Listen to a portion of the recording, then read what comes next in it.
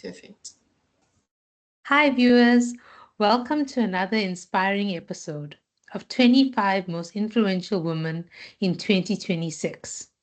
I am your presenter, Seshni Mudli, a legal consultant at MA Inc.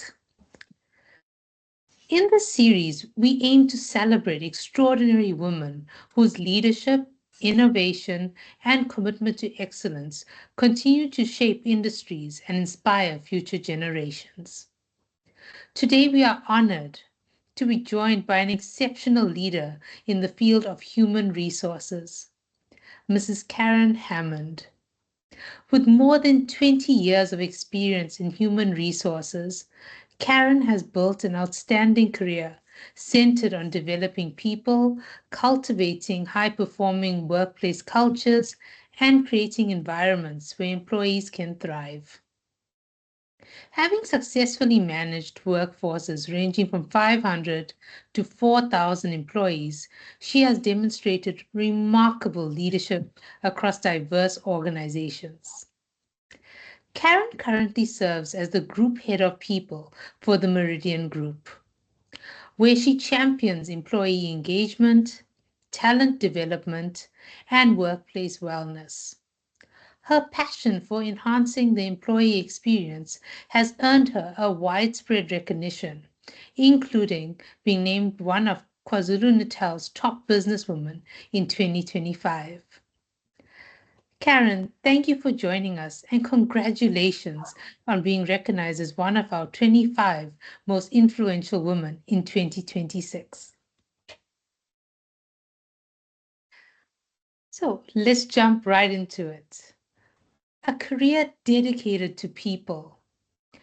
Karen, you've devoted more than 2 decades to human resources, leading teams of varying sizes and shaping workplace cultures. What first inspired your passion for human resources, and what has kept you motivated throughout your career? Thank you, Seshni. I think my career inspiration was I've always been fascinated by the impact that we would have on people. And then that impact will obviously turn to business success. So early in my career, I realized that when people feel valued, when they feel inspired and supported, then organizations will definitely thrive. So, what kept me motivated for more than 20 years is the opportunity to make a meaningful difference in people's lives whilst helping businesses achieve sustainable growth. So, for me, it's all about the human side of the business. That remains as my greatest passion. That's powerful. I know in law we also look at the human side for each cases. So your human-centered approach and ours that we use at the practice is very similar. So creating exceptional employee experiences. One of your greatest passions is improving the employee experience through meaningful wellness initiatives and people-centered leadership. In today's fast-paced working environment, what do you believe organizations should be doing differently to create workplaces where employees genuinely feel valued, supported, and empowered? Thanks, Seshni. I think organizations need to certainly move beyond simply managing employees. And they need to truly invest in employees as actual people, as human beings. And this means, it's simple stuff. It's listening more, it's leading with empathy, and it's prioritizing the employees' well being. That helps us to recognize the contributions that our employees make on a regular basis, creating the real opportunities for growth. So you can't have an employee sitting in the same role for 20 years. Then we have not made a meaningful impact. Employees don't leave organizations, and neither do they just leave managers. They leave the environments where they no longer feel, like you said, genuinely heard, seen, or even valued. And I think an organization that puts its people first will always outperform organizations that don't put their people first. I love the fact that you've emphasized the importance of making an impact. A key factor within our firm and whatever work we do is to add value to whatever we do. So I think in all fields, it's just important to add value and add that human aspect to clients and employees alike. Absolutely, totally agree with that. So, leading large and diverse teams. Managing teams of between 500 to 4,000 employees requires exceptional leadership, communication, and strategic thinking.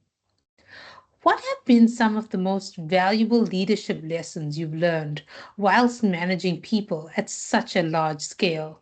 And how have those experiences shaped your overall leadership philosophy? Thanks, Seshni. I think that's a very interesting question.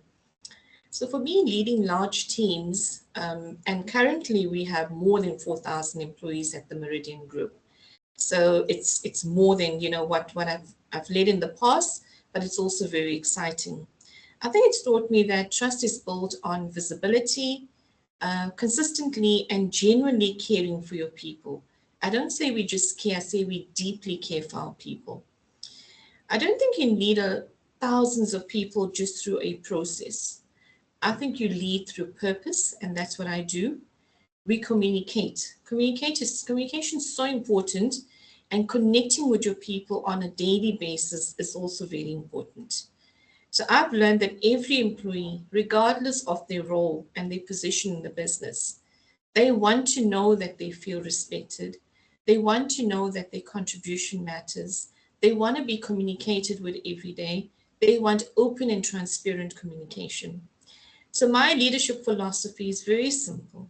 You lead with heart, you be decisive, and you never lose sight of the people behind your numbers. That that is very important advice. I think also for our viewers, but entrepreneurs alike, it's very important to focus on the people behind the work that you do. It's about your clients, but also about your workforce. Karen, you're a very inspiring woman, and you're leading the future in business through your HR initiatives. So here comes the question I was most excited about. Let's look at your experience as being one of KwaZulu-Natal's top businesswomen in 2025, and now one of MA Inc.'s 25 most influential women in 2026. You become a role model for aspiring female leaders. What advice would you give to women who aspire to leadership positions but may still be navigating challenges such as self doubt, balancing of responsibilities, or breaking through traditional barriers? What an interesting question. I always would say to young women, they first need to believe in their own ability before someone else can believe in it and point it out to them. I think too many talented women, they wait until they are feeling completely ready. But really, are we completely ready when we have continuous learning? So while leadership will often, require courage before confidence, I'm saying build your expertise. You must be the authentic Seshni, the authentic Karan. Seek your mentors. Don't be afraid to take up the space. Too many boardrooms is very male dominated. But it's time for us women to be in those boardrooms. It's time for us women to also have a voice in that boardroom and make a difference. So remember, leadership is not about the loudest voice in the room. It's about creating an impact. It's about uplifting others and staying very true to your morals and your values. So I personally think just be the unstoppable you. Don't wait for the perfect moment. You are perfect. Whatever flaws you have, put it aside. You are perfect, and just be the unstoppable woman. And older women that are experienced, don't be afraid to be, a role model to other younger women, inspiring them that even when you were young, you had a journey. You've come through that journey. So just be the unstoppable you and just keep on patting each other and encouraging each other. And don't look at, what could bring you down. Look at what you can add, as value to other women. That's invaluable advice. I think a lot of young, aspiring entrepreneurs can draw from that. I certainly will. Being authentic, that's something that I picked up from the multiple interviews I've conducted during the series. Just being authentic and believing in yourself, I think, are the key characteristics. Agree. Looking ahead, the workplace continues to evolve with changing employee expectations, new technologies, and greater emphasis on well being. Looking ahead, what do you believe will define successful organizations over the next decade? And how can leaders ensure they continue putting people at the center of business success? From my opinion, the most successful organizations will be the ones that balance technology with humanity.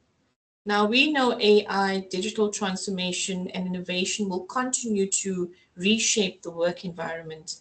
But for me, people will always be and remain as the differentiator. Leaders must create cultures built on trust. I think continuous learning and adaptability and well being is very important. I don't believe companies will succeed simply by having the best technology. If they have the most engaged, empowered, and purpose driven people, they will become very successful organizations. And I think, just as an added statement, I just think um, great businesses are built on great people. After all, if you didn't have your great people, you won't have your numbers and you won't grow successfully as an organization. So when organizations genuinely invest in their people, success becomes a natural outcome rather than a target. I love that. So, Karan, I'm going to do something wild. We're going to move off the questions and I'm just going to look at who you are. Who is Karen outside of the boardroom, outside of your HR obligations? What are your hobbies? What are your aspirations? So thank you for that, Seshni. I think Karen Hammond is a very lovable, loving person. By Definitely. nature, I'm kind and I always want to care for others. And this is why my husband and my two children and myself invested in a giving back to the community. And we work with children, youth, and the elderly. Working with children and youth is investing in their, let's call it life skills, assisting them with understanding, how to take care of oneself, how to be empowered to go out and do things for others, computer literacy, putting them through schools, getting them, scholarships and bursaries and learnerships so they can also make an impact in the world. And also for the elderly, just taking care of them. Sometimes they just need someone to listen. And that for me is my passion outside of work. I have a very loving husband, Trevor. We have been married now for 34 years. Wow. And, he inspires me every day. And the things I do for others inspires me every day. And I have two amazing young adults, actually, they're not children. And they also are my inspiration.